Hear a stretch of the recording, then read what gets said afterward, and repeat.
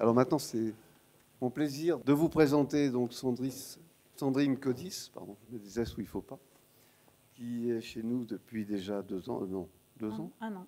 Un an, oui, 2017. Voilà, alors pour présenter Sandrine, donc ça fait pas très longtemps qu'elle est là, donc ça fait pas tellement longtemps que nous nous connaissons, nous nous sommes croisés, mais on n'a pas eu beaucoup l'occasion de discuter. Simplement, je dirais qu'elle a quand même, elle est là depuis un certain temps, puisque entre 2011 et 2015, elle a effectué sa thèse ici sous la direction de Christophe Pichon. Il est là, Christophe? Il est là, Christophe Pichon, voilà. Une thèse donc sur les amas de galaxies, je pense que c'est aussi le sujet de son propos ce soir. Et donc thèse qui a été soutenue en 2015. À la suite de cela, eh bien, comme la plupart des thésards, quand on passe sa thèse, eh bien, on prend son bâton et on va s'exprimer ailleurs. On fait encore ses preuves une fois de plus pendant 1 an ou 2 dans d'autres laboratoires pour savoir si l'herbe est plus verte et pour acquérir des compétences complémentaires, rencontrer, avoir des relations, enfin, voilà, se faire connaître. 2015-2017, donc elle effectue un postdoc à l'université de Toronto. Et ensuite, elle a le bonheur de revenir en 2017 et de rentrer au CNRS comme chargée de recherche à l'Institut d'astrophysique où elle se trouve maintenant. Alors, quand même, c'est intéressant de savoir que Sandrine Codis a été lauréate du prix Mérac 2018. Voilà, vous allez me demander ce qu'est le prix Mérac. Voilà. Il faut savoir que le prix Mérac récompense la meilleure thèse de doctorat en astrophysique théorique. C'est la fondation Mérac, ça veut dire, l'acronyme signifie Mobilizing European Research in Astrophysics and Cosmology. Hein, donc qui vise à mettre en avant et à soutenir des jeunes astronomes européens. Cette fondation a été donc mise en place par la Société européenne d'astronomie, comment on l'appelle? C'est ça, non? Oui. Oui, c'est ça. Ah, oui. Hein, oui, c'est exact. Voilà. Et donc voilà, avoir un prix de ce type, c'est bien. Ça décrit, ça donne tout de suite, ça qualifie la personne. Voilà. Et durant son travail, donc Sandrine a développé des outils tout à fait innovants concernant la distribution spatiale, l'orientation des galaxies. Je ne sais pas si tu vas parler de ça, donc je ne veux pas déflorer complètement le sujet, mais enfin, je sais que ça va être un petit peu sur ce sujet. Voilà, élargir un peu dans ce cadre-là ton propos. Et donc aujourd'hui, le titre de la conférence, c'est précisément comment, d'une manière générale, se tisse la toile cosmique. Merci Sandrine, je te laisse la parole. Merci beaucoup Daniel.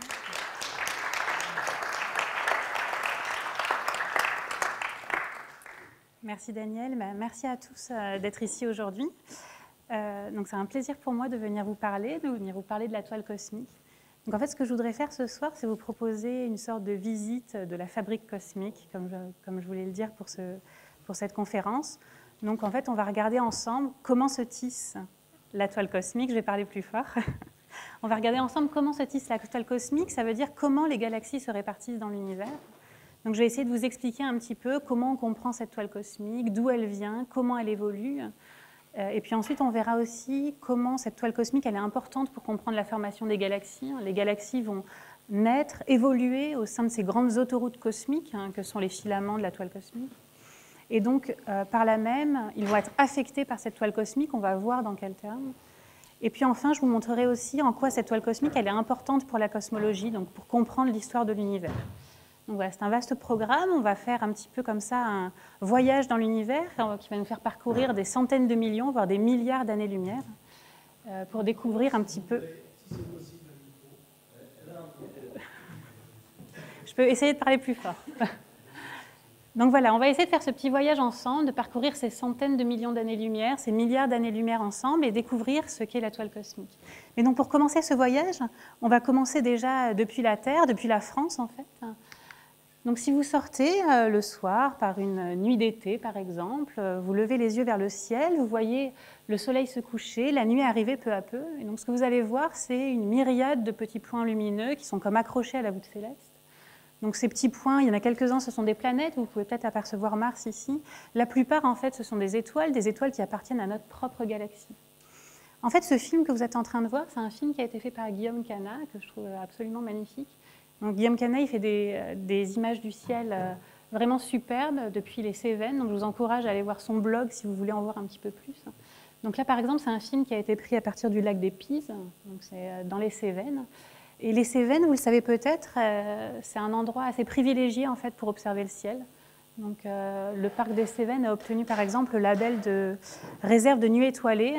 Donc, c'est en fait la plus grande réserve européenne de ce type. Donc, ça veut dire qu'on a un ciel assez préservé, un ciel assez noir, qui nous permet par exemple de voir ici la Voie lactée se lever. Donc, vous pouvez voir ici ce motif bien particulier qui est dû au fait qu'on voit la Voie lactée par la tranche.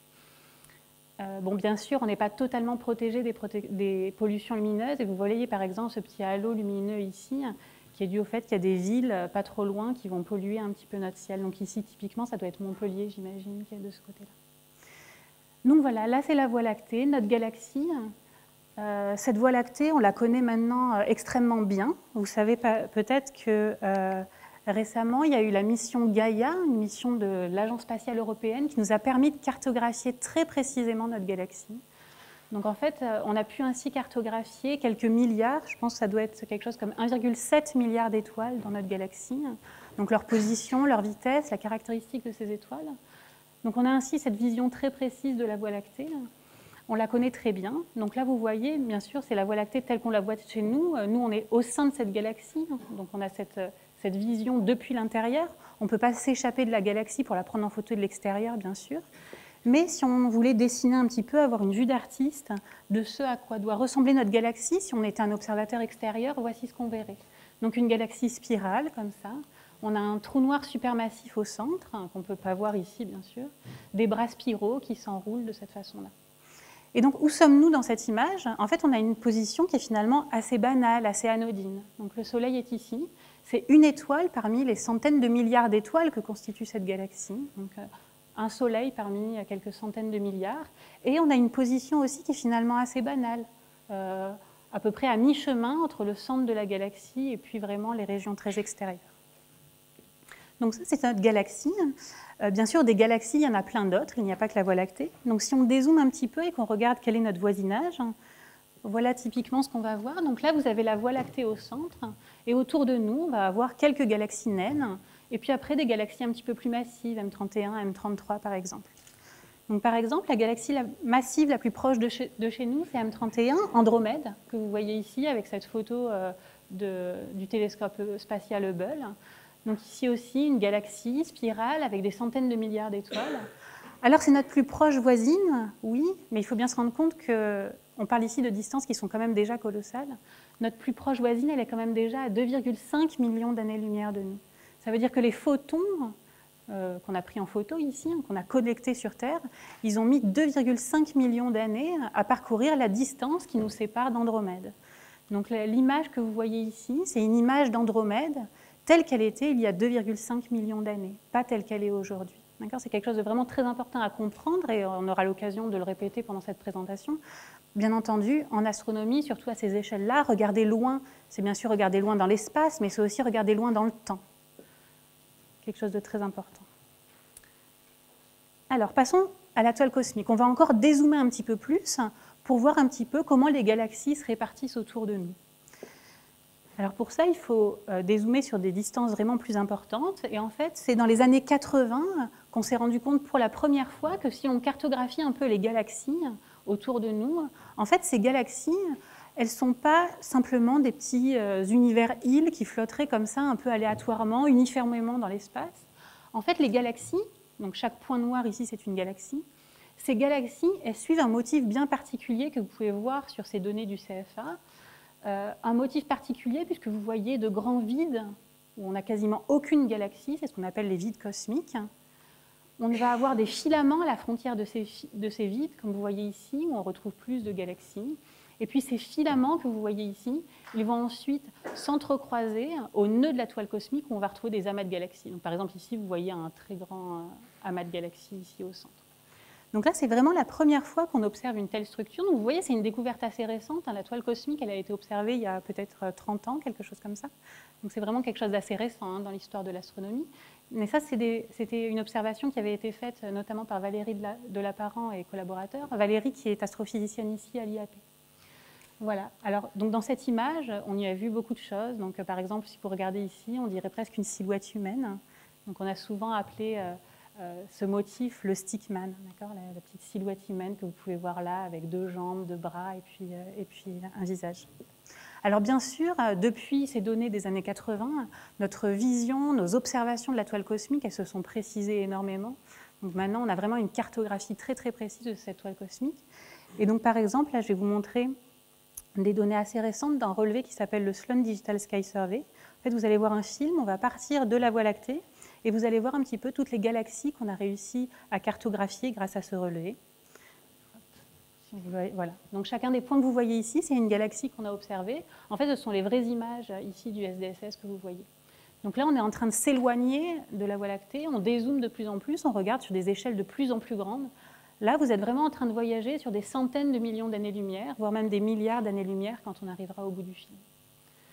Donc, ce que vous pouvez voir, si vous regardez en détail, vous allez voir que la toile cosmique va apparaître petit à petit. Vous allez voir cette structure dont on vient de parler. Peut-être je devrais quand même vous préciser que le SDSS, il n'observe pas dans toutes les directions. Donc vous allez voir, en fait, on fait des observations un peu dans des cônes. Et donc c'est quand vous regardez dans ces cônes où on fait en effet des observations que vous allez voir cette toile cosmique apparaître. Donc vous voyez, c'est cette structure un petit peu spongieuse avec ces grands vides où il y a très peu de galaxies, ces murs, ces filaments, ces nœuds de la toile cosmique. Donc là, c'est un film en 3D, c'est peut-être pas très facile de voir. Je peux peut-être vous montrer juste une tranche à 2 dimensions, ce sera plus facile. Donc là, c'est exactement la même chose. Nous sommes au centre ici. Plus on s'éloigne de ce centre, plus on regarde loin et plus on regarde dans le passé. Et chacun des points que vous voyez ici est une galaxie. Donc encore une fois, vous retrouvez ici la toile cosmique. Vous voyez par exemple ici un vide, comme une bulle presque vide, où il n'y a aucune galaxie à l'intérieur. On va retrouver des murs, des filaments à la bordure de ces vides, et puis de grands amas de galaxies quand les filaments se rencontrent. Donc là, une image de ce type, c'est vraiment des très très grandes échelles, puisque par exemple, la distance qui nous sépare de ce bord blanc que vous voyez ici, c'est 2 milliards d'années-lumière. Donc les galaxies qu'on voit ici, elles ont émis des photons il y a 2 milliards d'années, et ces photons ont mis 2 milliards d'années pour nous rejoindre et qu'on puisse les observer aujourd'hui. Alors donc en parallèle de ces efforts observationnels qui nous ont permis d'observer la toile cosmique, il y a eu aussi des efforts théoriques pour comprendre d'où provient cette toile cosmique. En fait, si on utilise le modèle standard de la cosmologie, et j'y reviendrai tout à l'heure, on prend ce modèle bien connu qui décrit l'histoire de l'univers, on le met dans un ordinateur et en fait très naturellement, vous allez voir cette toile cosmique apparaître. C'est vraiment un produit très naturel de ce qu'on appelle le modèle concordant de la cosmologie. Donc, dans une simulation de ce type, ce que vous voyez, c'est vraiment la matière qui va s'effondrer sous l'effet de la gravitation et former cette toile cosmique avec ces grands filaments et ces grands vides cosmiques que vous voyez ici. Donc typiquement, la dynamique ici, c'est qu'on a la matière qui s'échappe des vides pour aller vers les filaments, qui va ensuite couler le long des filaments pour rejoindre les grands amas de galaxies. Donc ça, c'est ce qu'on peut faire un peu du point de vue des simulations numériques. Et donc, je vous l'ai dit, l'ingrédient de base, c'est d'utiliser le modèle concordant de la cosmologie. Alors, qu'est-ce que c'est que ce modèle cosmologique? Je voudrais y revenir un petit peu. Alors déjà, ce que je n'ai pas écrit sur cette slide, c'est que la première hypothèse, disons, de ce modèle, ça va être une hypothèse sur la place que nous occupons dans l'univers. Donc, on utilise ce qu'on appelle le principe copernicien. On va dire que notre place, elle n'a rien de particulier. Donc, l'univers, il est le même en tout point, dans toutes les directions. Ensuite, deuxième ingrédient très important, à très grande échelle, là on est vraiment en train de regarder des très grandes échelles, la force dominante, c'est la force de gravitation, la force qui fait que des masses vont s'attirer, que vous avez les 2 pieds sur Terre. Et donc cette gravitation, elle est décrite par la relativité générale d'Einstein, ici. Donc l'idée qu'on a un espace-temps qui va être déformé par la présence d'objets massifs, ce qui va mettre en mouvement les objets. Donc on utilise ici la relativité générale d'Einstein. Vous le savez, c'est une théorie de la gravitation qui n'a jamais été prise en défaut à ce jour. Elle a même fait des prédictions assez extraordinaires. Vous avez peut-être entendu parler, par exemple, de la détection des ondes gravitationnelles, qui était une prédiction de la relativité générale et qui a été de façon absolument magnifique confirmée par des observations récemment. Donc ça, c'est la première pierre angulaire, disons, du modèle cosmologique. Deuxième fait très important, l'univers est en expansion. Donc ça, c'est des observations des années 20, en particulier de Hubble. Ce qu'il a fait, c'est regarder les galaxies autour de nous, mesurer leur vitesse. Et en fait, il s'est rendu compte que les vitesses de ces galaxies, elles ne sont pas du tout dans des orientations aléatoires par rapport à nous. Toutes les galaxies, en fait, s'éloignent de nous, et elles s'éloignent d'autant plus vite qu'elles sont loin. C'est en fait ce qui est représenté sur ce graphique ici. Plus on est loin, plus on va vite, et on a toujours des vitesses positives parce qu'on s'éloigne de nous. Donc bien sûr, ça c'est des observations des années 20. Depuis, on a raffiné ces observations. On a pu regarder des galaxies sur des distances bien plus grandes. Ici, c'était quelques millions d'années-lumière. Donc c'est ce tout petit carré rouge que vous voyez ici en bas. Maintenant, cette mesure, elle a été faite sur des milliards d'années-lumière. Et donc, à partir de cette observation, qu'est-ce qu'on peut en conclure? On peut en conclure que si nous n'avons pas une place privilégiée dans l'univers, que l'univers est le même en tout point et dans toutes les directions, alors forcément, cet univers, il est en expansion. Donc souvent, pour essayer de comprendre un peu ce que c'est cette expansion cosmique, on prend l'exemple d'un gâteau qu'on mettrait au four. Donc imaginez, vous êtes en train de faire un gâteau aux pépites de chocolat, vous le mettez dans le four, sous l'effet de la levure, qu'est-ce qui va se passer? Votre gâteau, il va monter, il va gonfler, exactement comme l'expansion cosmique. Donc vous avez compris, les pépites de chocolat, c'est les galaxies. Donc ce que vous allez voir, c'est qu'en fait, toutes les pépites de chocolat, toutes les galaxies, elles s'éloignent les unes des autres, et elles s'éloignent d'autant plus vite qu'elles sont loin. C'est vraiment l'expansion cosmique. Et en fait, avec cette petite image toute simple, on peut aussi comprendre que les pépites de chocolat, elles-mêmes, elles ne grossissent pas. C'est la trame entre les pépites de chocolat qui enfle. C'est exactement la même chose pour les galaxies. Au sein d'une galaxie, on ne voit pas l'expansion cosmique. Les galaxies, c'est des objets qu'on appelle gravitationnellement liés. La force de gravité permet la cohésion de la galaxie. C'est la force dominante et on ne sent pas l'expansion cosmique. L'expansion cosmique, elle a lieu entre les galaxies. C'est vraiment la trame entre les galaxies qui grandit au cours du temps. Donc l'univers est en expansion. L'univers, il est en expansion, mais en plus, cette expansion, elle est accélérée. On s'est rendu compte que dans le passé récent, l'expansion cosmique a dû être accélérée. Et ça, c'est un fait vraiment très surprenant. Si seule la gravité était importante, on pourrait s'attendre à ce que, puisque la gravité est une force attractive, l'univers devrait ralentir son expansion. Et là, c'est exactement le contraire. L'expansion de l'univers accélère. Et donc, il a fallu rajouter un ingrédient dans le modèle. C'est ce qu'on a appelé la constante cosmologique. Donc toute la question, c'est de comprendre quel est le moteur de cette accélération de l'expansion cosmique. Est-ce que c'est en effet une constante cosmologique? Est-ce qu'il y aurait un fluide d'énergie sombre avec une certaine dynamique? Est-ce que les lois de la gravité ne sont peut-être pas celles que l'on croit aux grandes échelles? Voilà, ça, c'est vraiment des questions centrales de la cosmologie moderne. Comprendre quel est le moteur de l'expansion cosmique, de l'accélération de l'expansion cosmique. Et enfin, le dernier point, c'est que quand on regarde la matière dans l'univers, et on a plusieurs sondes pour faire ça, on se rend compte qu'en fait, il n'y a que 20% de la matière totale de l'univers qui est constituée de la matière visible qui vous constitue, vous et moi. Donc cette matière qui peut émettre de la lumière et que l'on peut observer, c'est uniquement 20% de la matière totale de l'univers. Les 80% restants sont une forme de matière que l'on voit parce qu'elle interagit gravitationnellement, on voit les effets gravitationnels, mais cette forme de matière n'émet pas de lumière, et donc on lui donne le nom de matière noire. Donc ça, c'est aussi une des grandes questions de la cosmologie aujourd'hui, que de comprendre quelle est cette matière noire que l'on ne peut pas imager directement. Donc si l'on devait résumer, ce modèle cosmologique concordant, il est basé sur la relativité générale d'Einstein, et puis on a un contenu de l'univers qui est donné ici. Donc si on regarde toute l'énergie dans l'univers, il y en a une partie importante, même la partie majeure en fait, qui est sous cette forme d'énergie sombre qui accélère l'expansion cosmique. On a ensuite 25% de matière noire et seulement 5% de matière visible, celle qu'on connaît tous très bien sur Terre. Donc en fait, on a 95% de l'énergie dans l'univers qui est sous une forme que l'on ne comprend pas aujourd'hui, soit de matière noire, soit d'énergie sombre. Donc avec ce modèle de la cosmologie, on peut retracer l'histoire de l'univers. Et donc, typiquement, si on part d'ici, l'univers aujourd'hui, puisqu'il est en expansion, ça veut dire que dans le passé, toute la matière que nous voyons dans l'univers observable était dans un volume de plus en plus petit. Donc on a un univers qui est de plus en plus chaud, de plus en plus dense, jusqu'à arriver au Big Bang que vous voyez ici. Donc si on retrace l'histoire dans l'autre sens maintenant, on part donc de ce Big Bang, en fait, qui est un instant où les lois de la physique telles que nous les connaissons aujourd'hui ne sont plus valides. on a une période d'inflation cosmique, c'est-à-dire que l'univers va être en expansion exponentielle ici. Petit à petit, l'univers se refroidit. En se refroidissant, tout d'un coup, il était opaque précédemment, il va pouvoir devenir transparent, les photons d'un coup sont libérés et peuvent se propager librement. C'est l'émission de la première lumière de l'univers, ce qu'on appelle le fond diffus cosmologique, cette première lumière qui est observable depuis la Terre. Et on a eu des observations très précises de son diffus cosmologique avec, par exemple, la mission européenne Planck récemment, qui nous a donné des contraintes très très fortes sur les paramètres cosmologiques. Donc ce que vous voyez, c'est que dans cet univers très très jeune que l'on voit dans le fond diffus cosmologique, en fait l'univers à ce moment-là, il est très homogène.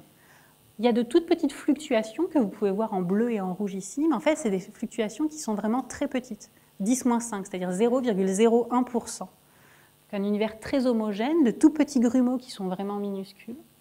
Ces petits grumeaux, en fait, ils sont d'origine quantique. C'était des fluctuations quantiques dans l'univers primordial qui ont donné naissance à ces fluctuations de température ici ou de densité, de masse. Et en fait, c'est ces petites fluctuations qui ensuite vont croître sous les effets de la gravité. Et puis petit à petit, on va voir les premières étoiles apparaître, les premières galaxies, et puis les structures, la toile cosmique.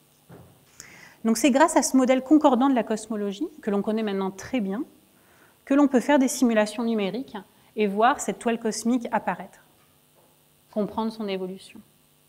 Alors bien sûr, faire des simulations numériques de ce type avec des très très grands volumes, le volume de l'univers observable en entier et assez de résolution, c'est bien sûr coûteux en temps de calcul. Il faut des gros ordinateurs, des supercalculateurs pour faire ça. Et bien sûr, on n'a pas attendu d'avoir ces supercalculateurs pour comprendre d'où venait la toile cosmique. En fait, depuis déjà longtemps, il y avait eu des travaux théoriques pour expliquer d'où provient cette toile cosmique. En particulier, dans les années 70, il y avait une école russe, une école américaine. Je ne vais pas rentrer dans les détails, mais par exemple, on savait qu'on allait former typiquement des objets très aplatis, très allongés, donc un peu comme les murs et les filaments de la toile cosmique. Et la raison, donc c'était des arguments du physicien russe Zeldovich, c'était la suivante. Quand vous avez un petit grumeau initial, ce petit grumeau, typiquement, il ne va pas être sphérique. Il va avoir une certaine forme. Donc ici, par exemple, je vous ai dessiné une petite ellipse pour dire que typiquement, le petit grumeau, il a une certaine triaxialité. Ce qui va se passer, c'est que là, il va y avoir la compétition de deux effets. L'expansion de l'univers qui va avoir tendance à diluer ce petit grumeau, et en même temps, la gravité qui, elle, va avoir l'effet exactement opposé, qui va être de tendre à en fait faire que ce grumeau collapse, s'effondre.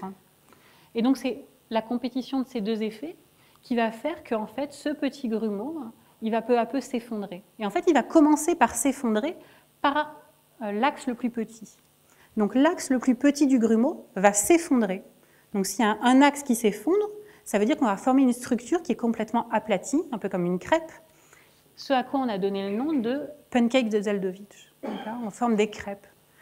Maintenant, il y a le deuxième axe qui va s'effondrer à son tour. Et donc là, de la crêpe, on va passer à une structure allongée, un peu comme un cigare, si vous voulez.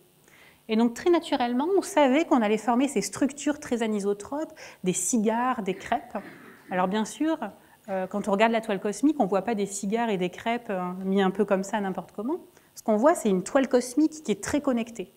Donc, ces travaux-là, ils ne peuvent pas expliquer vraiment ça. Ils ne peuvent pas expliquer cette toile cosmique complètement connectée avec ces filaments qui se connectent aux amas, etc. Pour ça, il faut attendre encore quelques années. Et il faut attendre en particulier des travaux fondateurs, ceux notamment de Dick Bond, Lev Kaufman et Dimitri Pogosyan, qui non seulement vont donner le nom de toile cosmique à la toile cosmique, mais qui vont nous permettre de comprendre d'où provient cette toile cosmique, quelle est son origine. En fait, l'origine, elle est déjà dans l'univers quand il était tout jeune. Et en fait, déjà ici est imprimée la toile cosmique qui va naître beaucoup plus tard. En fait, si vous regardez ces toutes petites fluctuations qui sont vraiment toutes petites, il y a quand même certains endroits où vous allez avoir des pics, des endroits comme les pics d'une montagne, où on a des endroits un petit peu plus denses, et au contraire des endroits bleus qui sont un peu moins denses. En fait, ces pics un petit peu plus denses, ils sont tout petits, on l'a dit, c'est des fluctuations toutes petites, mais la gravité, petit à petit, va faire croître ces inhomogénéités, ces grumeaux qui vont grossir, et en fait donner naissance plus tard aux amas de galaxies que nous observons aujourd'hui. Entre ces pics, qui vont être les nœuds de la toile cosmique, vous allez retrouver ici des ponts, et ces ponts, petit à petit, vont en fait former les filaments que l'on va observer aussi plus tard. Donc la structure de la toile cosmique, les amas, les ponts entre les amas, les filaments, sont déjà là dans l'univers quand il était tout jeune. Et donc c'est avec ces travaux-là qu'on comprend en fait comment va se former la toile cosmique et comment elle va évoluer. Alors bien sûr, après, il y a eu beaucoup de travaux théoriques. Maintenant, on a des modèles qui nous permettent de comprendre complètement comment cette toile cosmique elle va évoluer, même si je ne vais pas le montrer ici, puisque je ne vais pas vous montrer un petit peu tous ces développements analytiques, mais ils sont bien là. Donc la conclusion à ce stade, c'est que la toile cosmique, on l'a observée au cours du temps de plus en plus finement. En parallèle, il y a eu des efforts très importants pour la comprendre d'un point de vue analytique, d'un point de vue théorique, d'un point de vue aussi numérique, avec des simulations numériques toujours plus performantes pour la caractériser de mieux en mieux. Alors maintenant, ce que je voudrais vous expliquer, c'est que cette toile cosmique, c'est un peu une trame de fond sur laquelle les galaxies vont se former peu à peu. Donc les galaxies, elles vont naître, elles vont évoluer au sein de cette toile cosmique, au sein de ces grandes autoroutes, on pourrait dire, cosmiques. Et donc il y a une question qui se pose quand on veut comprendre comment les galaxies se forment, qui va être quel est l'effet de cet environnement très particulier sur le devenir d'une galaxie, sur les propriétés des galaxies telles qu'on les observe aujourd'hui. Donc ici, vous voyez qu'il y a une compétition entre deux effets, l'effet de l'environnement par rapport à l'effet des processus internes à la galaxie, ce qu'on va appeler l'évolution séculaire d'une galaxie. En fait, c'est un problème de comprendre quel est l'effet de l'inné par rapport à l'acquis sur le devenir d'une galaxie. Ici, par exemple, vous voyez une simulation numérique. Donc ça, c'est vraiment l'état de l'art de ce que l'on est capable de faire en termes de simulation numérique aujourd'hui. C'est la simulation Horizon AGN qui a été faite par Yoann Dubois ici à l'IAP. Donc ici, il faut comprendre qu'on essaie de résoudre un problème très difficile. On essaie de comprendre comment les galaxies se forment. Donc chacun des petits points bleus que vous voyez ici est une galaxie.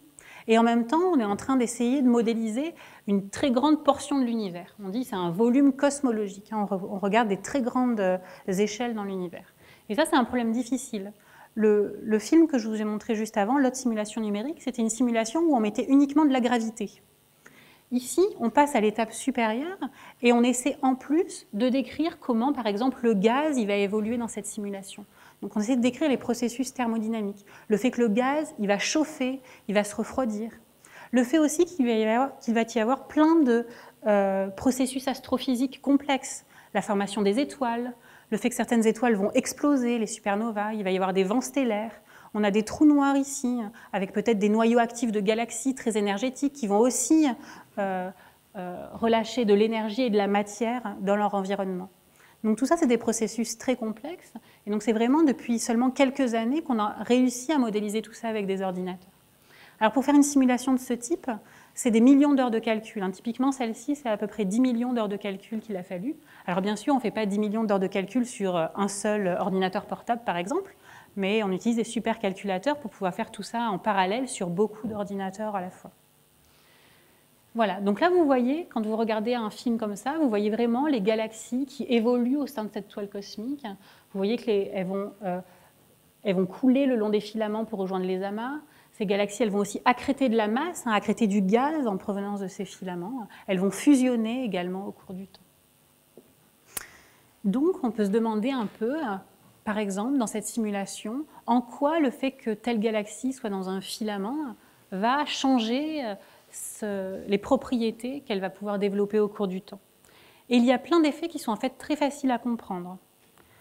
Par exemple, on sait que les galaxies les plus massives vont avoir tendance à se retrouver dans les nœuds de la toile cosmique, alors qu'au contraire, dans les filaments, on va avoir tendance à avoir des galaxies moins massives.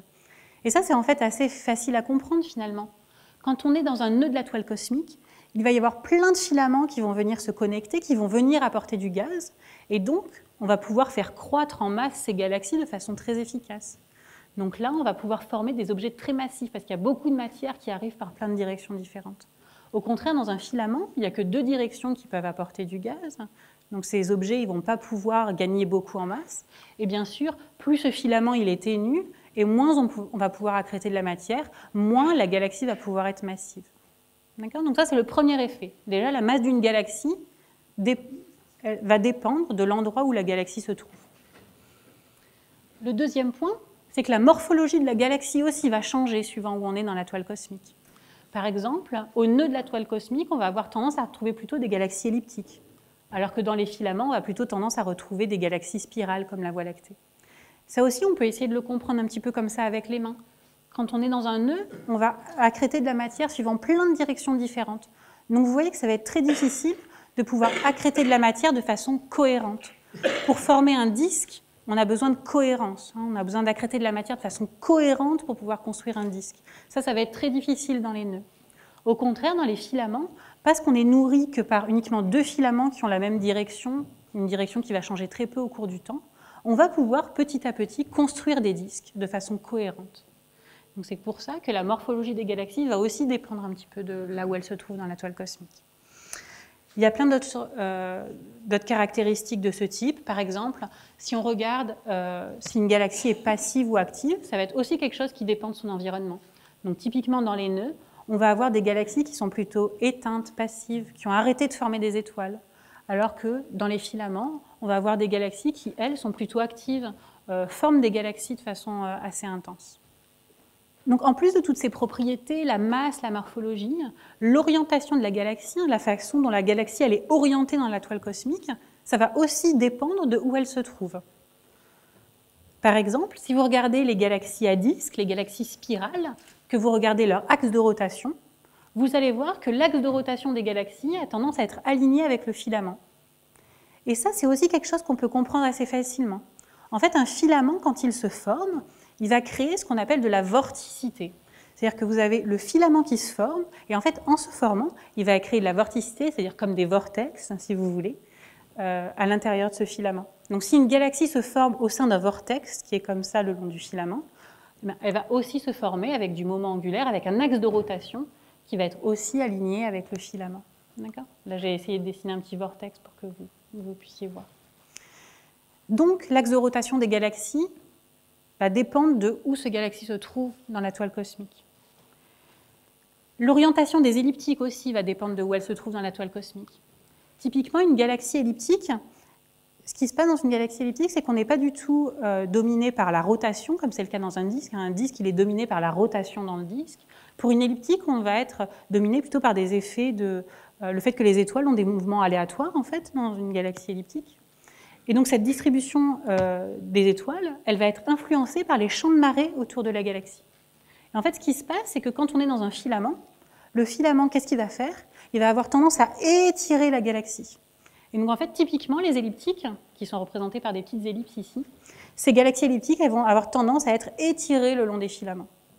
C'est aussi dû au fait que comme on accrète de la matière le long des filaments, on va avoir tendance du coup à être étiré en direction des filaments, de cette direction d'accrétion. Donc vous le voyez, la toile cosmique, elle a un impact très important sur la formation des galaxies, sur leur évolution au cours du temps. Donc on l'a vu, la masse, la morphologie, l'orientation des galaxies, tout ça va dépendre de où les galaxies se forment. Donc le dernier point que je voulais mentionner dans cet exposé, c'est le fait que la toile cosmique, donc elle est importante pour la formation des galaxies, c'est aussi une sonde très importante pour la cosmologie. En effet, on a vu ensemble qu'on pouvait comprendre la formation, l'évolution de la toile cosmique à l'aide de ce qu'on a appelé le modèle concordant de la cosmologie.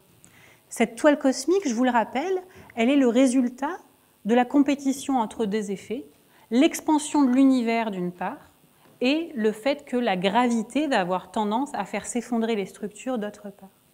Et donc cette toile cosmique, elle va être sensible à, par exemple, le modèle de gravité qu'on a utilisé.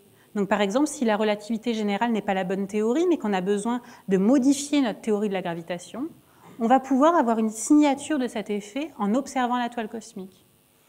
Cette toile cosmique, elle va aussi être sensible à l'énergie sombre, par exemple.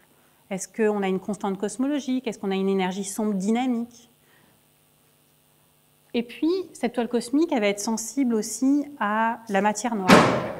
Donc, on va essayer d'apprendre des choses sur la matière noire en observant la toile cosmique. Donc, en fait, on dit souvent que la toile cosmique, c'est un peu un laboratoire de physique fondamentale. On va utiliser la toile cosmique comme une sonde pour en apprendre davantage sur l'univers, son histoire, et aussi sur la physique fondamentale en général, sur les neutrinos, par exemple. Donc, ce que l'on essaye de faire, c'est d'avoir des observations toujours plus fines de cette toile cosmique pour pouvoir ensuite mettre des contraintes sur le modèle cosmologique, sur la physique fondamentale. Je vous ai parlé un petit peu de certains relevés qu'il y a eu dans le passé. Par exemple, je vous ai parlé du SDSS. Dans le futur, et en fait aujourd'hui, on est en train de construire des expériences encore plus puissantes pour pouvoir justement cartographier cette toile cosmique avec toujours plus de précision. Donc quelques exemples. Vous avez le satellite Euclid, par exemple, qui est un satellite européen qui sera lancé probablement en 2021-2022, qui va faire exactement ça. Donc essayer de comprendre la matière noire, l'énergie sombre, en cartographiant la toile cosmique. Vous allez avoir aussi l'observatoire du LSST, qui est construit en ce moment, en fait, et qui devrait commencer à acquérir des données pour la science, probablement aux alentours de 2022. Ou encore ce satellite américain WFIRST, qui devrait peut-être voir le jour vers 2025-2026. Donc voilà, tous ces projets qui vont être là pour essayer justement de comprendre mieux l'histoire de l'univers en observant la toile cosmique. En fait, quand je dis observer la toile cosmique, il y a deux façons d'observer la toile cosmique pour la cosmologie. La première façon, c'est de cartographier, comme on en a déjà parlé, les galaxies. Donc on cartographie les galaxies à 3 dimensions dans l'espace, et à partir de ça, on essaie de dire des choses sur l'histoire de l'univers, sur la cosmologie. Il y a une autre façon de procéder, en fait, qui est basée sur ce qu'on appelle l'optique gravitationnelle. L'idée ici, c'est que l'univers, dans sa globalité, va agir un petit peu comme une loupe. Alors, voyons un petit peu ensemble comment ça marche en pratique. En relativité générale, quand vous avez des objets massifs, par exemple ici, vous avez un amas de galaxies, cet objet massif, il va déformer l'espace-temps. En déformant l'espace-temps, on va en fait modifier la trajectoire, par exemple, des photons. Donc si vous avez un objet très très massif ici, par exemple un amas de galaxies, qu'en arrière-plan vous avez une petite galaxie qui est en train d'émettre des photons, ce qui va se passer, c'est que la trajectoire de ces photons va être déviée par la présence de masse entre cette galaxie et nous. Et donc le résultat net de cet effet, c'est le suivant. Alors ce que vous voyez dans ce film, en fait, c'est qu'on a mis donc, des lentilles, ce qui correspond aux amas de galaxies dont je vous parlais tout à l'heure, qui sont ici en orange. En arrière-plan, vous avez une trame de galaxies d'arrière-plan. On fait bouger cette trame de galaxies, donc vous voyez l'effet que ces objets orange d'avant-plan ont sur ces galaxies d'arrière-plan. Donc vous voyez qu'on est en train de déformer les images des galaxies d'arrière-plan parce qu'il y a de la masse en fait sur la ligne de visée et que donc la trajectoire des photons va être modifiée. Donc, vous voyez même ici un anneau d'Einstein qui est formé. Ça, c'est un effet que vous pouvez observer par exemple chez vous. Si vous prenez un verre à pied, vous mettez une petite lumière derrière, vous bougez un petit peu votre verre à pied et vous allez voir au travers du verre la formation exactement de ce genre de motif. C'est exactement la même chose qui se produit ici. L'univers entier est une loupe. Et donc vous voyez que si on est capable d'observer les déformations des galaxies, ce qu'on est en fait capable de faire en faisant ça, c'est de dire quelle quantité de masse il y a dans l'univers pour pouvoir défléchir la trajectoire des photons et déformer les galaxies telles qu'elles le sont. Donc en fait, on essaye exactement de faire ça. On essaie de mesurer les déformations des galaxies pour pouvoir en fait cartographier la masse dans l'univers. Donc voilà, c'est ça vraiment les deux sondes principales que l'on va utiliser en fait dans le cadre de ces missions. Donc une cartographie directe de la toile cosmique, regarder où les galaxies sont, et ensuite regarder comment les galaxies sont déformées par cet effet d'optique gravitationnelle dont je viens de vous parler. Alors, dans le temps qui me reste, les quelques petites minutes qui me restent, je voulais juste revenir sur une de ces missions, Euclid. Je voulais y revenir un petit peu, bon, déjà parce que je suis membre du consortium, aussi parce que c'est une mission très importante pour le labo dans lequel vous êtes ici. L'IAP joue un rôle majeur pour cette mission. Le responsable scientifique de la mission, Yannick Mélier, est ici à l'IAP. Donc ce satellite, c'est un satellite européen, c'est un satellite de l'ESA. Donc c'est un très gros consortium de chercheurs, d'ingénieurs derrière. On parle de gens qui sont dans une quinzaine de pays. C'est quasiment 1500 personnes qui travaillent sur ce projet depuis des années. Donc le lancement, il est prévu en 2021, peut-être 2022. C'est une Soyouz qui va mettre Euclid en orbite autour du point de Lagrange L2. Et ce que Euclid va faire, c'est que pendant 6 ans, il va observer le ciel, observer en fait un tiers du ciel, et probablement imager au final quelques milliards de galaxies sur une très grande période, quelque chose comme les 10 derniers milliards d'années d'évolution de l'univers. Donc dans cette mission, en fait, on a deux instruments. Un premier qui est un imageur dans le visible, qui s'appelle le VIS. Donc en fait, c'est une caméra dans le visible, une caméra qui a 600 millions de pixels. Donc juste pour vous donner un petit peu une idée de la qualité de cette optique, si vous mettez cette caméra de 600 millions de pixels à Marseille, vous pouvez typiquement détecter une mouche sur un ballon de foot au Parc des Princes. Voilà, pour vous donner un petit peu une image de la qualité optique derrière cet instrument. Donc ça, c'est le premier. C'est avec lui qu'on va pouvoir faire en fait toutes les mesures d'optique gravitationnelle. Parce qu'on va vraiment imager les galaxies, on va mesurer leur déformation. Le deuxième instrument qu'on va avoir, c'est un spectro-imageur infrarouge. Donc ça, c'est ce qu'on appelle le NISP. Donc c'est une caméra infrarouge. Et là, encore une fois, c'est un instrument incroyable. C'est la plus grande caméra infrarouge qui a jamais été lancée dans l'espace, enfin qui sera jamais lancée dans l'espace. Donc voilà, avec ces deux instruments, on va pouvoir mesurer en très très grand détail la toile cosmique. Donc en fait, il y a plein de défis assez impressionnants derrière une mission de ce type. Bon, déjà, il y a un défi technologique, je viens d'en parler un petit peu. Il y a un défi observationnel, on va faire face à des systématiques très importantes. Bon, j'y reviendrai pas, mais donc on a aussi ce challenge important. On a un défi qui est aussi un défi théorique, la modélisation en fait de toutes ces observables, de toutes ces observations qu'on va faire. C'est un vrai défi. Pour l'instant, il y a des parties de cette modélisation qui ne sont pas encore résolues. Il y a encore des questions ouvertes pour les théoriciens. Donc en fait, le travail que je fais, c'est vraiment sur cette partie-là, essayer de comprendre comment modéliser toutes ces observations qu'on va faire. Et puis il y a aussi un défi qui est un défi du point de vue du traitement des données. Donc juste pour vous donner un petit ordre de grandeur, toutes les données que Euclid va acquérir, ça représente quelque chose comme 170 pétaoctets de données. Donc si vous aviez envie de stocker ça dans des disques durs, que vous empiliez vos disques durs, vous arriverez à faire une pile de à peu près, je crois, 2,5 km de hauteur. Donc voilà, juste pour vous donner un petit peu une idée de la quantité de données absolument gigantesque qu'on va avoir à traiter. Et donc il va falloir aussi avoir toute l'infrastructure pour gérer ces données assez impressionnantes. Donc voilà, donc une mission de ce type, ça va être vraiment l'idée ici, mesurer en détail la toile cosmique. Et l'espoir, qu'est-ce que c'est? L'espoir derrière tout ça, c'est de pouvoir détecter, par exemple, des anomalies en fait. De pouvoir détecter que peut-être on a fait une observation et là, ça nous dit que finalement, la théorie de la relativité générale, elle n'a pas l'air de marcher si bien que ça. Il y a peut-être des petites modifications à faire. Ou alors des observations qui vont nous dire « Ah, mais finalement, on a utilisé une constante cosmologique, mais en fait, peut-être qu'on a une énergie sombre avec une certaine dynamique. » Ou alors, on va peut-être pouvoir détecter des propriétés de la matière noire. Voilà, c'est un petit peu toutes ces questions qu'on a envie d'adresser et des anomalies de ce type qu'on a envie de détecter, qu'on espère détecter dans le futur. Donc voilà, je vais m'arrêter là, parce que je pense que j'ai fini mon temps, juste pour conclure un petit peu sur cet exposé. Donc j'espère que vous aurez tous retenu aujourd'hui que les galaxies ne flottent pas aléatoirement dans l'univers, elles forment une toile cosmique. Cette toile cosmique, on l'observe de façon très très précise, de plus en plus précise avec le temps. On sait la modéliser, on la comprend, on sait d'où elle vient, on sait exactement décrire son évolution, que ce soit à partir de travaux théoriques ou à partir de simulations numériques. Cette toile cosmique, elle a une importance considérable pour comprendre comment les galaxies évoluent, comment elles naissent, comment elles évoluent au cours du temps, comment elles obtiennent les propriétés qui sont celles que l'on observe aujourd'hui. Et puis enfin, cette toile cosmique, c'est une sonde cosmologique très importante, déjà aujourd'hui, encore plus dans le futur, avec l'arrivée de ces grandes missions spatiales dont je vous ai parlé, en particulier Euclide, puisque je vous ai parlé un petit peu plus d'Euclide. Voilà, je vais m'arrêter là et je suis ravie de répondre à vos questions si vous en avez maintenant. Merci.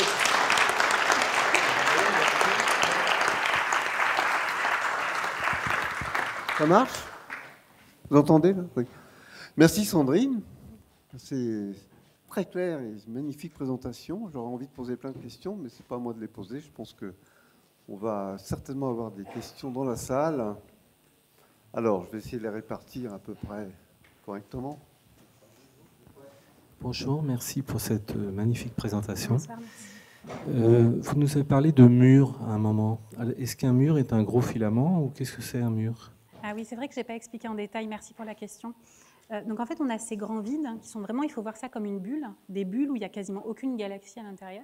Le mur, en fait, c'est tout simplement la frontière de ce vide, c'est l'enveloppe du vide, donc c'est vraiment une structure à 2 dimensions. Et en fait, quand on va voir ces bulles qui se mettent les unes à côté des autres, ce qui va se passer, c'est que les murs vont s'entrecroiser et former les filaments aux intersections, en fait. C'est vraiment, vous prenez des balles en mousse, vous les mettez les unes à côté des autres, vous allez voir ça. Donc on a les murs qui sont les enveloppes de ces balles, et puis les murs, ils vont se rejoindre à certains endroits, former des lignes qui vont être les filaments, en fait. À 2D, c'est toujours un peu difficile de voir des choses à 3 dimensions, mais voilà, c'est un petit peu ça qui se passe.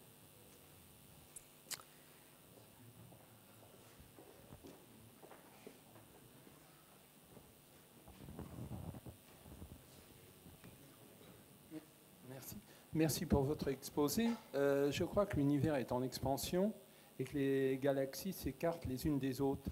Or, quelle est la nature du cas particulier où Andromède s'approche de nous? Merci. Merci pour la question. Donc, en effet, en moyenne, toutes les galaxies s'éloignent les unes des autres. Maintenant, ce qui va déterminer la vitesse d'une galaxie, c'est 2 choses. Ça va être la vitesse de ce qu'on appelle le flot de Hubble, c'est-à-dire la vitesse d'expansion de l'univers, mais aussi chaque galaxie va avoir sa vitesse particulière. Donc, par exemple, Andromède, elle fait partie du groupe local de galaxies. Donc, Andromède et la Voie lactée vont, dans très longtemps, fusionner l'une avec l'autre parce que ce système, en fait, est en train de s'effondrer. Mais donc ça, ce n'est pas en contradiction avec le fait que l'univers est en expansion. On a l'univers en expansion, mais bien sûr, par-dessus cette expansion, chaque galaxie va avoir sa dynamique propre, et donc on va avoir des amas de galaxies avec des objets qui fusionnent, etc., et qui sont en interaction gravitationnelle.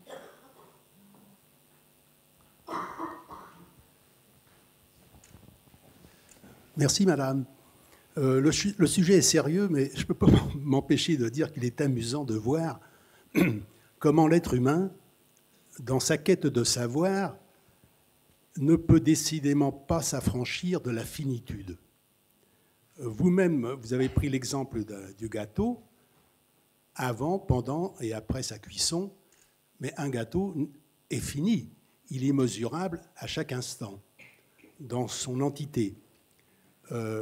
Et naturellement, l'être humain poursuit ce raisonnement en disant que l'univers est fini, puisque le vocabulaire même utilisé par vous et vos confrères, entre parenthèses, est un vocabulaire qui exprime la finitude. Vous dites l'univers, le contenant de l'univers. Personnellement, je pense que l'univers est infini. Et à ce moment-là, je mets en relation l'infini et l'expansion continue, et qui plus est, l'expansion accélérée. Et si on met en relation ces 2 notions, je demande qu'on m'explique. Parce qu'à ce moment-là, l'esprit est confronté à une problématique qui, à mon sens, est loin d'être résolue.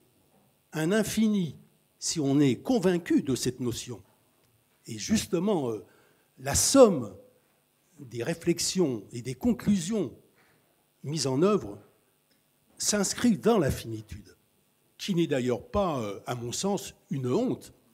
C'est le propre de la condition humaine. Alors qu'on me mette en équation un infini, si on y croit, un infini qui est en expansion et en expansion accélérée. Le problème sera dur à résoudre. Alors Sandrine, voilà, c'est une question compliquée, presque métaphysique. Non, en fait, donc, dans tout ce que j'ai décrit, je n'ai jamais dit ce que je supposais sur la topologie de l'univers. Je n'ai jamais dit que l'univers était infini ou fini. D'accord ?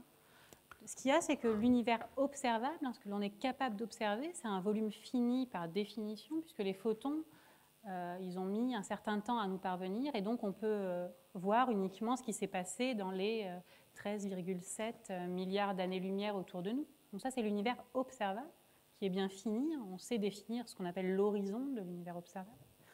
Après, est-ce que l'univers est infini ou fini? Ce n'est pas du tout une question que j'ai tranchée ici. Je n'ai jamais fait la supposition que l'univers était fini ou qu'il était infini.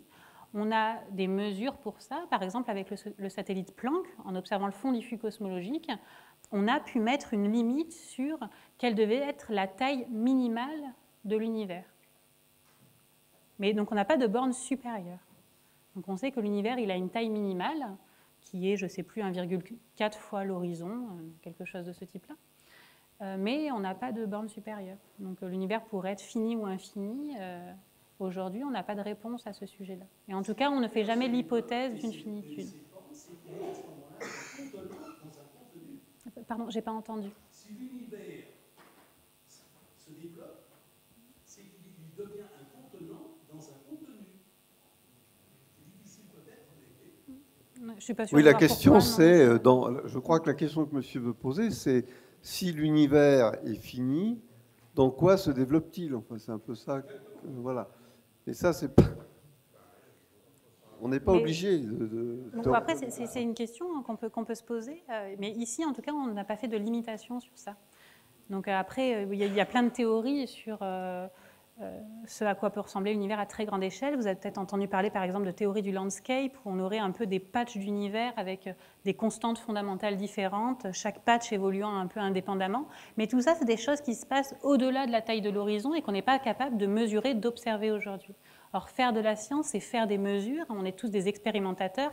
Bon, en astrophysique, on n'est pas des expérimentateurs au sens expérience de laboratoire, on est des observateurs. Et donc la science que l'on peut produire en tant que scientifique, c'est une science de l'observation, et ça, on n'est pas capable de l'observer aujourd'hui. Mais ça m'envoie, excusez-moi, juste je vous redonne la parole. Quand on voit une image où vous montrez, donc tu montres, vous, la communauté, montre des filaments, des galaxies, etc. Bon, j'ai vu les échelles, c'est à peu près plusieurs mégaparsecs de côté. Oui. Bon, il y a des limites à ce qu'on peut faire, parce que sinon, au niveau temporalité, la partie droite et la partie gauche ne sont pas reliées. On voit faussement des formes qui ne sont pas, qui sont peut-être plus les mêmes. Il y a un problème de temporalité entre les deux parties de l'image. En profondeur, c'est évident, mais vous prenez des tranches, j'imagine. Mais c'est vrai aussi de la partie haute et Je n'ai pas compris la question. Ma question, c'est qu'entre la partie gauche et la partie droite d'une image qui fait où vous représentez des galaxies, des filaments. Donc on regarde dans deux directions différentes. Ouais, ces deux directions correspondent. Pour passer de la partie gauche à la partie droite, il faut un temps extrêmement long pendant lequel ces objets n'auront pas du tout la même forme. Oui, tout à fait. Donc le fait qu'il y ait une corrélation entre des échelles qui pourtant ne sont pas connectées. Voilà. C'est ça, et donc, par exemple, ça doit limiter la taille que vous choisissez pour faire vos modèles en simulation. C'est pas que ça limite la taille, mais par exemple, c'est un indicateur de ce qu'on va appeler l'inflation cosmique. L'inflation cosmique, elle est là justement pour pouvoir dire qu'en fait, tous ces patchs, ils étaient connectés dans le passé, et c'est pour ça qu'il y a une cohérence. Ces patchs, ils sont corrélés. Bon, maintenant, vous avez aussi dit qu'il faut des heures de calcul très importantes pour faire ces simulations-là. Quand on les voit, elles sont absolument magnifiques, mais on se demande... quelle est la nécessité de simuler sur des grandeurs, enfin sur des volumes aussi grands? Pourquoi ne pas se restreindre? Est-ce que les choses changent vraiment quand on passe d'un certain volume à un autre volume plus grand? Quelle est la taille? Quel est l'optimum pour facteur qualité-prix? En fait, typiquement, ce qu'on va vouloir faire, par exemple, dans l'optique de ces grands relevés de galaxies, ça va être imiter ce que l'on va pouvoir observer.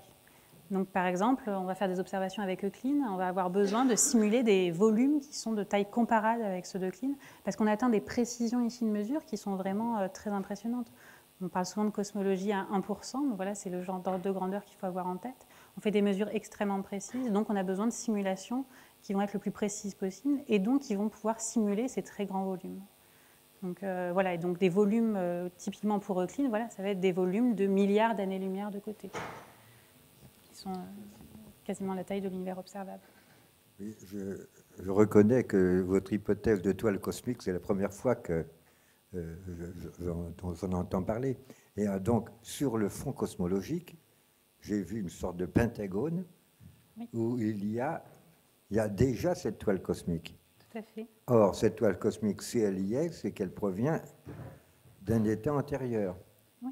Et donc, à l'état antérieur, vous avez bien dit que il y avait l'inflation. Alors, est-ce que cette toile cosmique s'est faite pendant l'inflation? Enfin, vous voyez, j'essaie de voir, moi, ce que représente cette toile cosmique, dont tout dépend, in fine, d'après votre...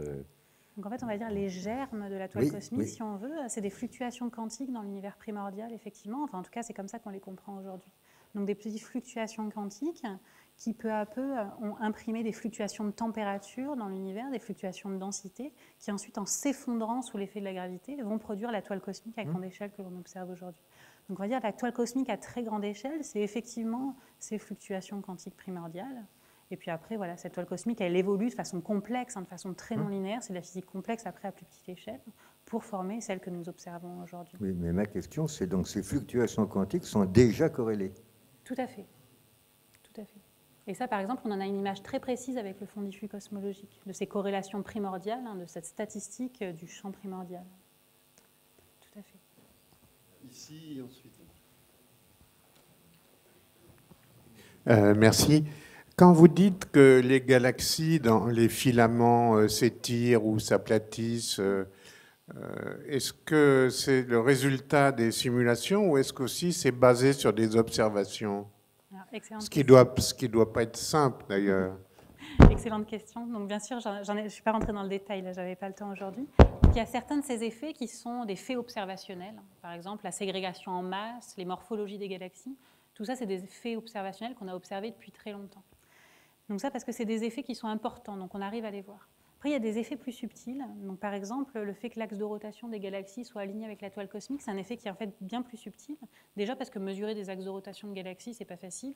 Et puis en plus parce qu'en effet, c'est un alignement qui n'est pas 100%. Hein. Toutes les galaxies ne sont pas exactement alignées avec les filaments, loin de là. Donc c'est un effet petit. Et depuis, voilà, ça fait quelques années qu'on pense qu'on a des indices observationnels qui vont dans cette direction. Donc il y a des détections qui ont été publiées dans des revues. Et voilà, c'est des choses qui sont en train d'être faites aujourd'hui et qu'on commence à mesurer. Mais effectivement, ce n'est pas des faits aussi établis que, par exemple, la ségrégation en masse ou en morphologie qui, elles, sont là depuis des décennies. Merci pour cet exposé très clair. J'ai une question très naïve, je ne suis pas physicien du tout. Dans une des premières diapositives, vous présentez une tarte avec des pourcentages, 5% de matière... non, on n'a pas besoin de la représenter. 5% de matière visible, 25% de matière noire et 75 ou 70% d'énergie sombre. Vous les mettez dans les... Ce sont des pourcentages qui en tout feront 100%. Qu'est-ce qui, dans l'énergie sombre, permet de faire rentrer cette énergie sombre dans la tarte, des pourcentages? Comment est-ce qu'on a mesuré exactement est-ce que c'est les pourcentages de cette tarte? Une masse, quelle est sa nature qui lui permet de la faire rentrer, qui permet de la faire rentrer dans les 100%? Donc en fait, ce qu'il faut comprendre, c'est que suivant la quantité d'énergie sombre qu'on va avoir, la toile cosmique elle va pouvoir se développer ou non. Par exemple, si on a beaucoup d'énergie sombre, donc vous voyez qu'on va avoir une expansion de l'univers très importante, en fait la dilution va être telle qu'on ne va pas avoir le temps de former la toile cosmique et de former les structures telles qu'on les observe. Donc en fait, le fait d'observer des structures à certaines échelles, ça nous dit quelque chose sur la quantité d'énergie sombre, de matière que l'on doit avoir. Et donc en fait, pour pouvoir mesurer très précisément ces nombres, en fait, c'est principalement le satellite Planck et l'analyse du fond diffus cosmologique qui nous a permis d'avoir une mesure très précise d'exactement quels sont les pourcentages de cette tarte. D'ailleurs, c'est possible que la tarte que je vous ai montrée ne soit pas exactement les bons chiffres avec les derniers résultats de Planck, mais bon voilà. Mais donc en particulier le fond diffus cosmologique, il nous donne des chiffres très précis là-dessus.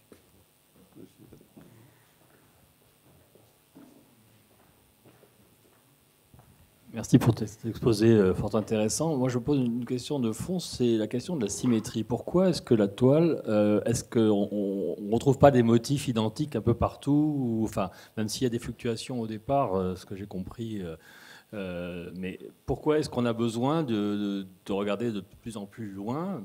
Il n'y a pas des motifs qui se répéteraient, ça serait facile, mais bon, qu'est-ce qui empêche que ça se répète? Voilà.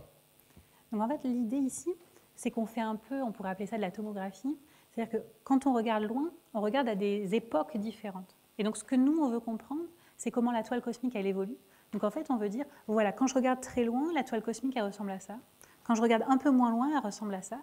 Et donc ça nous explique comment la toile cosmique évolue, comment peut-être, par exemple, la constante cosmologique, l'énergie sombre, va évoluer dans le temps. Ce qui est vraiment un peu le Graal, on va dire, aujourd'hui en cosmologie.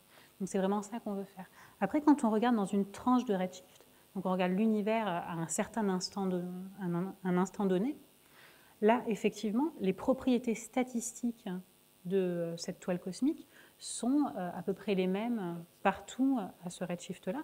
Donc bien sûr, il y a des fluctuations, on est en train de parler de stochasticité ici, hein, il y a des champs aléatoires, donc il y a de l'aléatoire, mais les propriétés statistiques, l'information statistique, elle est cohérente à un certain redshift. Donc c'est ça qu'on veut mesurer. Et donc en fait, le fait de mesurer un volume le plus grand possible, donc d'avoir le maximum de données, ça va nous donner une précision justement sur la statistique à cet instant donné. Et c'est ça qui va nous donner de la précision sur les mesures cosmologiques qu'on va pouvoir faire. Donc plus on a des données, plus on va pouvoir mettre des contraintes fortes sur notre modèle cosmologique et sur potentiellement des anomalies à ce modèle cosmologique. S'il y a des anomalies, ça veut dire qu'on ne trouve pas des répétitions de motifs comme on voudrait les retrouver quelque part, ou qu'on ne trouve pas ce qu'on pense trouver. C'est que les propriétés de l'objet qu'on est en train de regarder ne sont pas en accord avec ce que le modèle prédit. Notre modèle, il prédit une certaine évolution dans le temps. Si on n'arrive pas à retrouver cette évolution dans le temps, il va y avoir des anomalies qui ne pourront pas être expliquées par notre modèle, et il faudra aller au-delà du modèle standard, en fait.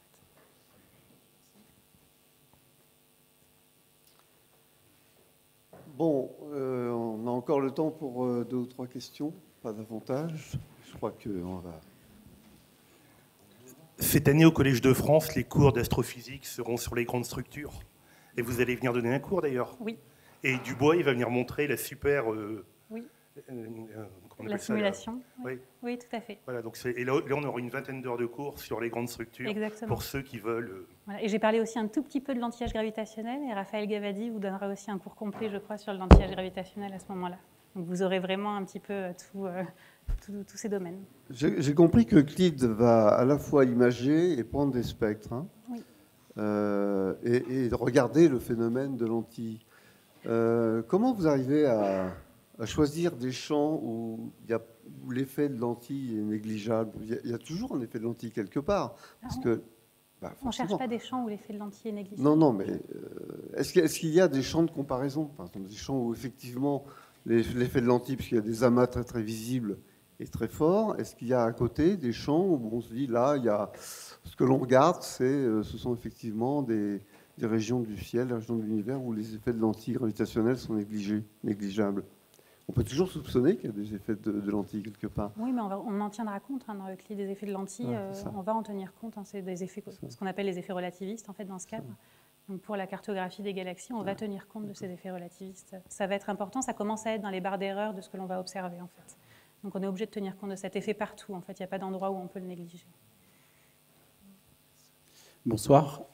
Déjà, bravo pour votre exposé. C'est pareil, c'était très clair. Merci beaucoup. J'ai noté que vous parliez de galaxies passives.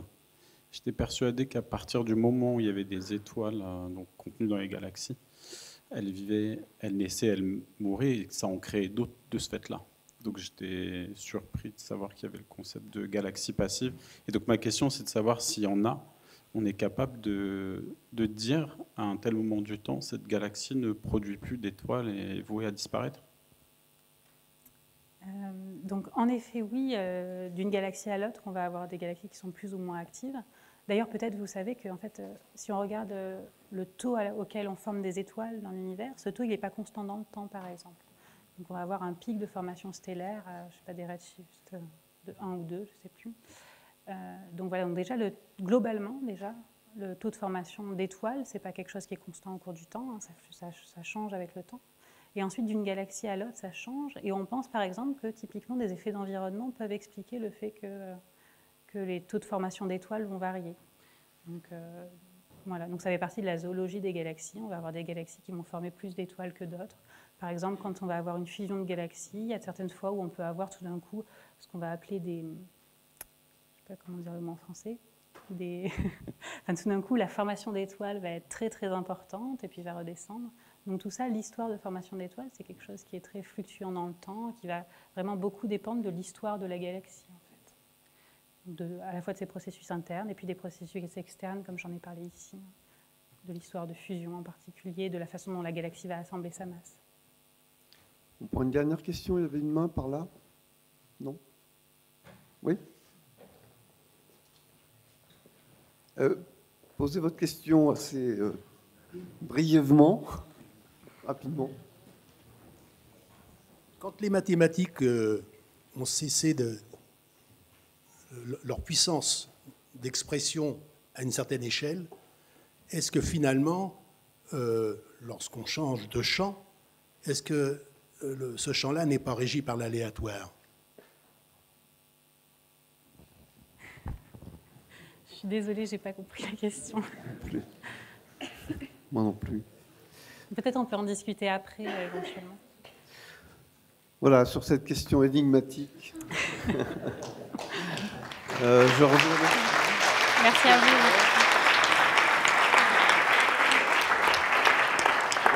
Alors, inscrivez-vous pour la prochaine conférence, donc qui aura lieu, on est quoi, en novembre. Merci, bonne soirée.